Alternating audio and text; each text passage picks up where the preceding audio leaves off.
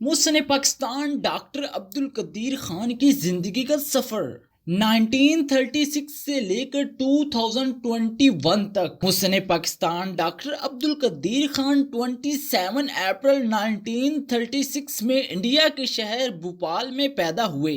Doctor Abdul Qadeer Khan 1952 میں پاکستان منتقل ہوئے۔ ڈاکٹر عبدالقدیر خان نے 1960 میں کراچی یونیورسٹی سے میٹالرجی میں ڈگری حاصل کی۔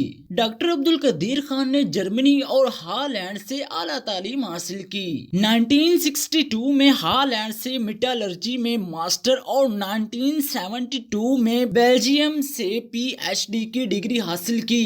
ڈاکٹر عبدالقدیر خان نے ہالینڈ میں قیام کے دوران ایک مقامی لڑکی ہن ریٹنا یعنی ہن خان سے شادی کی، جن سے ان کی 2 بیٹیاں ہیں۔ 1981 میں لیبارٹری کا نام جنرل ضیاء الحق کے کہنے پر doctor A Q Khan research laboratory رکھا گیا۔ یہ ادارہ پاکستان میں یورینیم کی پیداوار میں نمایاں مقام رکھتا ہے۔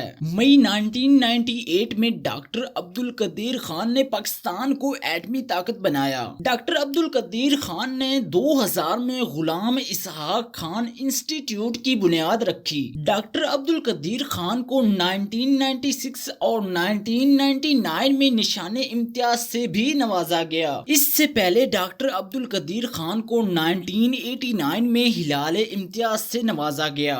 ڈاکٹر عبدالقدیر خان کی لیبارٹری نے پاکستان کے لیے 1000 کلومیٹر دور تک مار کھانے والی غوری میزائل سمیت چھوٹی اور درمیانی رینج تک مار کھانے والی بہت سارے میزائل تیار کرنے میں اہم کردار ادا کیا ہے۔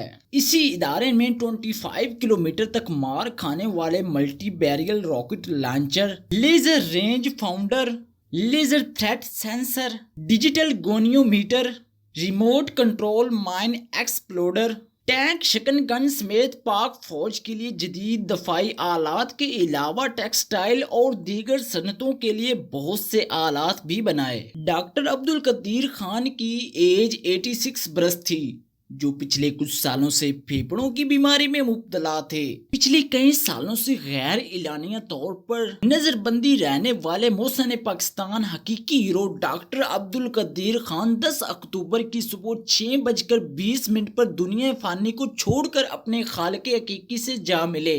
ڈاکٹر عبدالقدیر خان 26 اگست 2021 کو کورونا وائرس سے متاثر ہوئے تھے، جس کے بعد طبیعت اچانک خراب ہو گئی تھی اور انہیں کوہوٹا ریسرچ لیبارٹری ہسپتال میں داخل کیا گیا تھا، لیکن کچھ دن بعد ان کی طبیعت ٹھیک ہونے لگی تھی اور انہیں واپس گھر منتقل کر دیا گیا تھا۔ 11 ستمبر کو میڈیا کو جاری کردہ ویڈیو میں انہوں نے بتایا تھا کہ وہ صحت یاب ہو چکے ہیں، لیکن انہیں آج صبح دوبارہ ہسپتال لے جایا گیا، جہاں وہ وفات پا گئے۔ پاکستان کو ایٹمی طاقت بنانے والے اس محسن کو اللہ تعالی جنت الفردوس میں اعلی مقام عطا فرمائے۔